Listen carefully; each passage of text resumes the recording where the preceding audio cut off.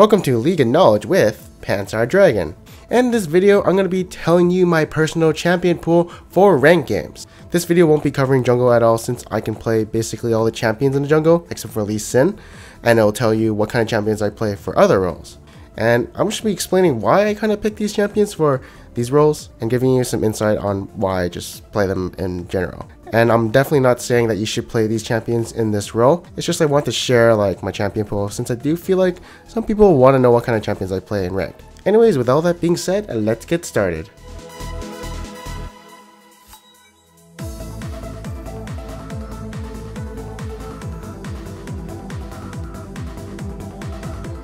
Okay, so before we begin this video, I want you guys to know some fun facts about my champion pool. First off, I hate playing anything in ranked in like ranked 5s or normal games because these champions are my tryhard champions in a sense, right? So tryharding against people who are average players is not the best practice for these type of champions. Unless of course the champion is really fun, someone like Rengar and just one-shotting people. Now that's something, I can find really interesting. It also won't give me the best practice, right? Like say I'm facing a gold player, that won't give me the best practice. Like maybe I'll be too confident in a certain matchup. The second fun fact is I pick up on op champions at the moment, or like, flavor of the months, and put them into my champion pool unless they're too hard like Fiora Gangplank. Like there's definitely better Fiora players and Gangplank players than me, and I'm just not confident enough in, my Fiora gameplay to dominate the game in my elo. So I tend to pick less mechanically intensive champions. Anyways, first up, let's go with my champion pool for the top lane. So for top lane, as you can see, I do like playing Diana top. As you guys know, I do play some of that Diana jungle, so I do have some experience with her. So that's like one reason why I put her into my champion pool.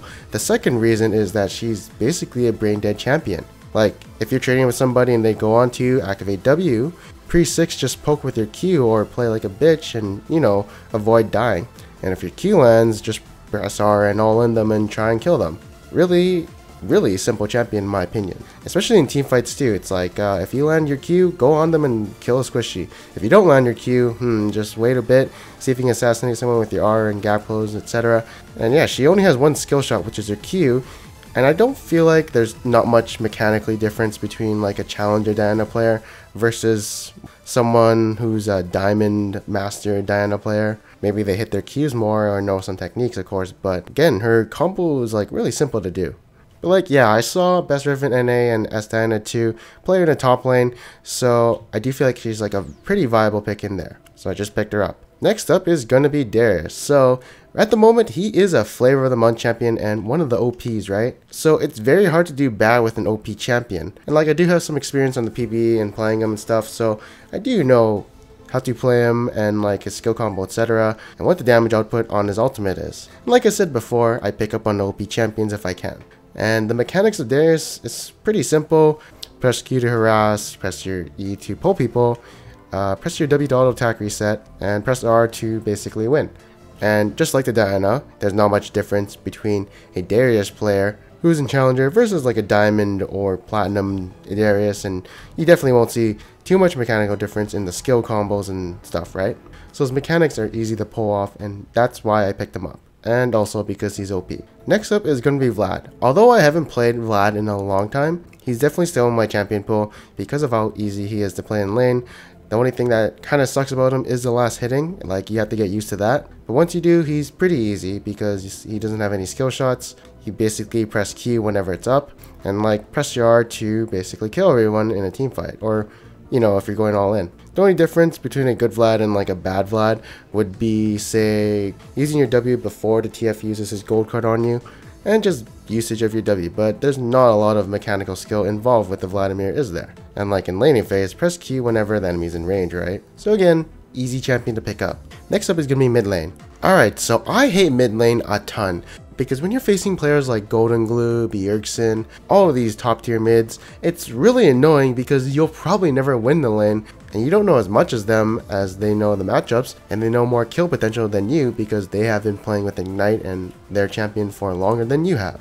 So I tend to play champions who are passive and are champions who are melee, which tend to usually lose lane. So I like to play champions going into losing matchups because, well, I'm probably already going to lose. So why not pick a champion who's already going into a losing matchup or has a bad laning phase, so you're no different than someone who's a top tier mid laner, you know, playing the champion that has the bad matchup. But yeah, I tend to like the melee champions who try to survive the laning phase. For some reason, they are carry champions and assassins at the same time too. So yeah, first up would be Diana. Same reason, basically in the top lane. Picked her up from the jungle and now playing her in solo lanes. And laning phase is really easy. Press W when the enemy tries to harass you, press the Q to poke him down, and then basically just try and survive pre-6, and then maybe you can kill your mid laner. Usually not, because they know what you do and what you can do when you're level 6. Next up is Talon. So the reason I play this guy is because I picked him up when he was like super OP and he had his silence and like, you know, he was meta. So now I just like play him ever since then. And also his laning phase is pretty weak because he gets destroyed by a lot of people and he has to play really safe by like farming with his W. His mechanics aren't like super hard. I mean, you go in, do your combo, and you basically one-shot someone. It's very hard to mess up this combo. Like, you can miss your W, but other than that, it's really hard to miss your Q and R. But yeah, there's only going to be 2 champions from a mid lane, and not the most diverse champion pool for this lane, but at least they can go physical damage or magic damage. Next up is going to be the AD carry. So again, just like mid lane, it has too much mechanics to acquire. It's a very carry oriented role, and it's probably one of my most hated roles before mid lane. Like when you're facing people like Keith McBrief, Sneaky, and Double Lift and shit like that, it's pretty hard to lane against them if you're playing, you know, someone like Lucian or Vayne. They'll capitalize on all your mistakes that you do, so it's really annoying. Luckily, one of the champions I play is Mordekaiser, who really isn't an AD carry and is more like a bruiser type of champion, so I'm all in for this guy. And like the mindset when you're playing with this champion is pretty easy. If your support goes in, just press W and E, and like, you know, the mechanics isn't that hard to play this champion at all. Plus he's just straight up OP, so it's very hard to lose with him. Either way, I picked this champion. I actually picked this champion over my jungler role, so whenever he's up, I definitely do pick him up and play him as an AD carry. And now finally, an actual AD carry that I only play in ranked will be Ashe. My mindset behind this champion was just play her because she is just utility. Plus she has really simple AD carry mechanics. For instance, randomly hawkshot the enemy jungle and try and find the jungler, and then press your W in lane to try and hit the enemy. Once you have 5 stacks, you just press Q, right? And then it becomes simple.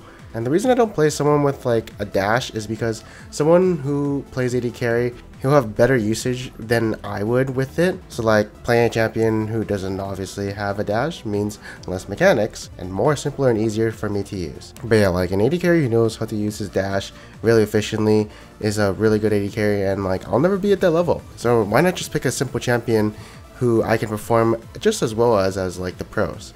Next up is going to be support. So ever since Ancient Coin got a buff, I started picking up Soraka because, well, that was just the health regen she needed. Basically, I don't even know how it got started, but I felt like she was like really strong, and the best part about her is that she's really easy to play because all I would do is sit back, heal my AD carry, and make sure he doesn't die while at the same time I don't die. So it's a really easy mindset. The only thing that was very confusing to me at first was the usage of her E. I didn't realize it was a chain CC tool and a zoning tool, so it took me a while to use that, but definitely Soraka, very easy to play, and I just picked her up for that reason. I mean, a challenger Soraka is no different than a diamond Soraka in terms of mechanics, right? So it's pretty easy to pick her up.